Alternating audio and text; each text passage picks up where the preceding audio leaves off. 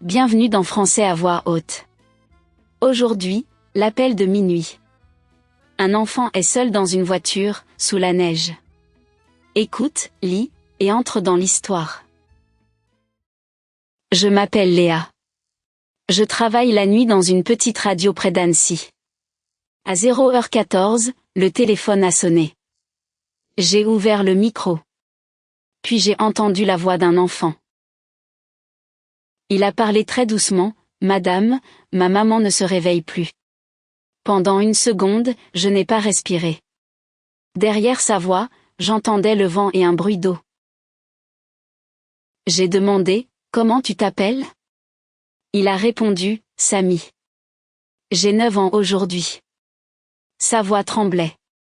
Il essayait de ne pas pleurer, mais il avait très peur. Samy était assis à l'arrière d'une voiture. Il faisait noir. La voiture avait quitté la route et elle était descendue entre des arbres. La neige couvrait presque toutes les fenêtres.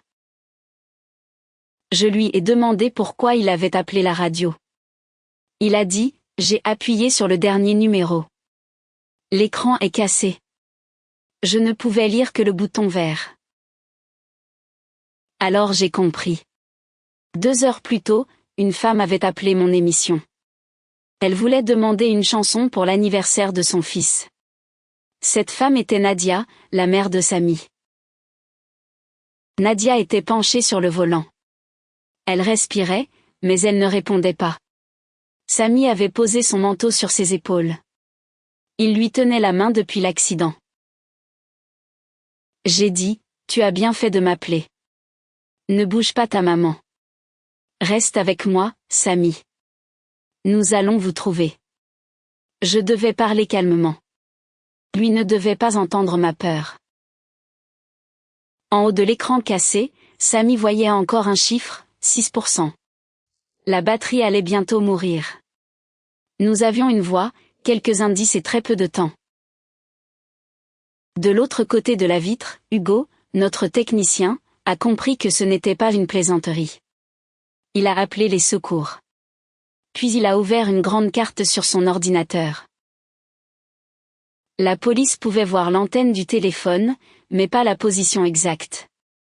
La zone était immense, des routes, des forêts, des villages et une partie de la montagne.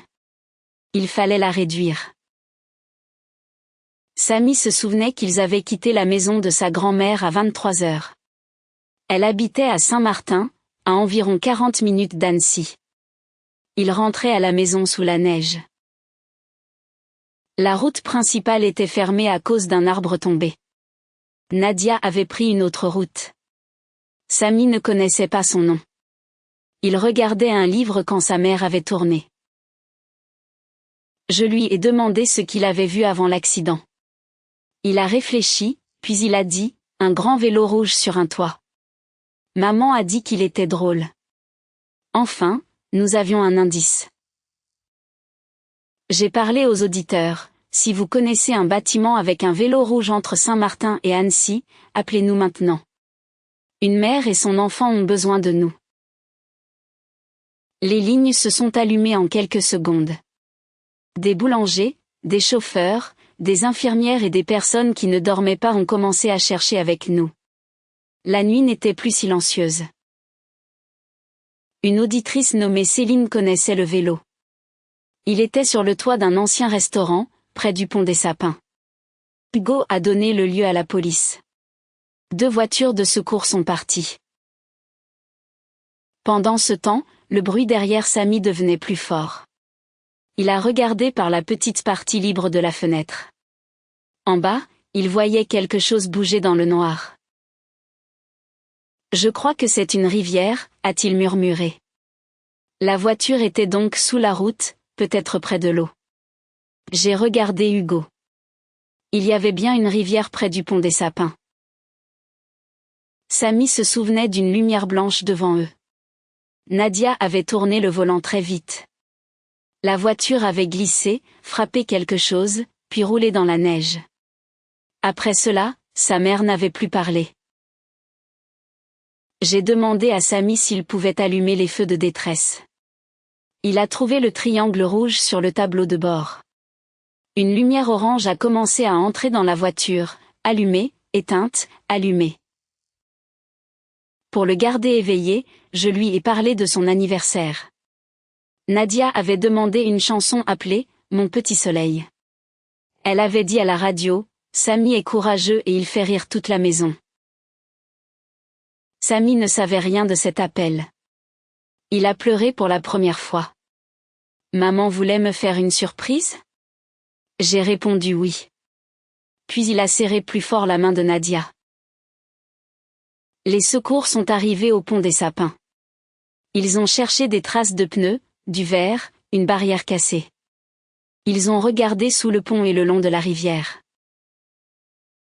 Après 5 longues minutes, la police a rappelé Hugo.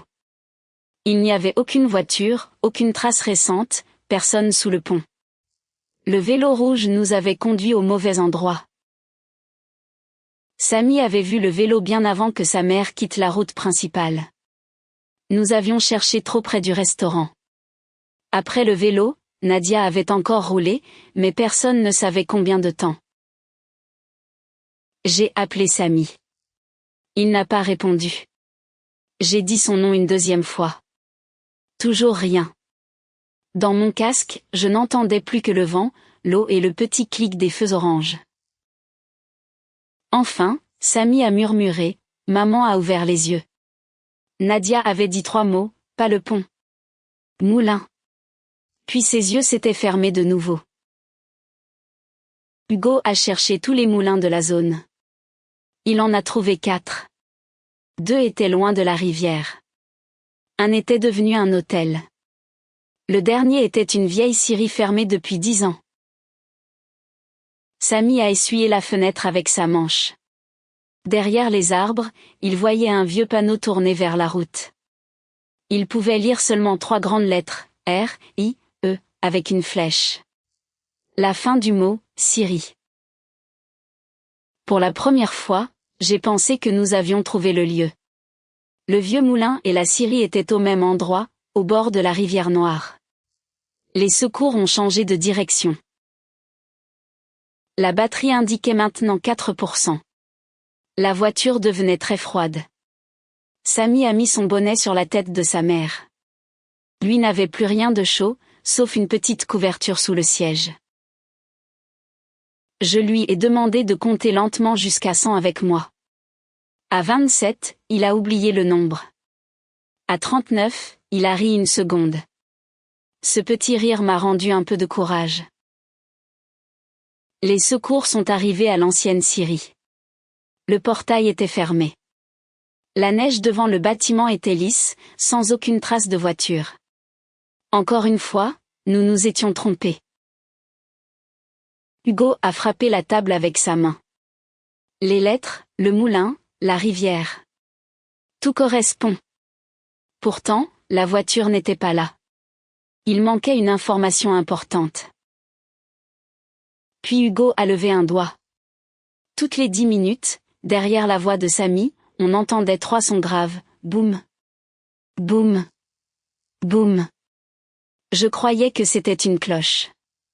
Hugo a enregistré le bruit. Un homme a appelé la radio. Il s'appelait Marc et conduisait un camion de neige depuis 20 ans. Il a dit, ce n'est pas une cloche. C'est le signal d'un petit barrage. Il y avait 2 petits barrages sur la rivière Noire. L'un était près de la scierie. L'autre était 6 kilomètres plus haut, près d'une ancienne route forestière presque oubliée. Marc a posé une question à Samy, est-ce que tu vois une lumière jaune qui tourne? Samy a regardé entre les branches. Toutes les quelques secondes, une lumière jaune passait sur la neige. Marc connaissait cette lumière. Elle se trouvait sur un dépôt de sel, près du pont des Aulnes. La vieille route passait au-dessus de la rivière, juste avant le second barrage. La police ne cherchait pas sur cette route, car elle était absente des nouvelles cartes. Mais Nadia avait grandi dans la région. Elle connaissait peut-être cet ancien chemin pour éviter la route fermée. Le téléphone affichait 2%. Samy parlait plus lentement. il avait froid et voulait dormir. Je lui ai dit, regarde la lumière jaune. Chaque fois qu'elle revient, dis-moi, je suis là. La lumière est revenue. Je suis là, a dit Samy. Puis encore, je suis là. Toute la région attendait ces 3 mots avec moi. Ils étaient devenus plus importants que tout le reste. Marc est arrivé le premier au pont des Aulnes. Dans ses phares, il a vu une partie de la barrière cassée. Des traces presque effacées descendaient vers les arbres. Il a appelé les secours. Samy a soudain vu des lumières blanches au-dessus de lui.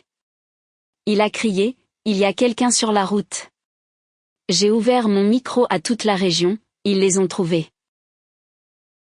Mais le danger n'était pas terminé. La voiture était bloquée entre 2 arbres, juste au-dessus de la rivière. À chaque mouvement, elle glissait un peu dans la neige. Un pompier est descendu avec une corde. Il a cassé la vitre arrière et tendu les bras vers Samy. Mais Samy a reculé. « Je ne pars pas sans maman », a-t-il dit. Le pompier a entendu ma voix dans le téléphone.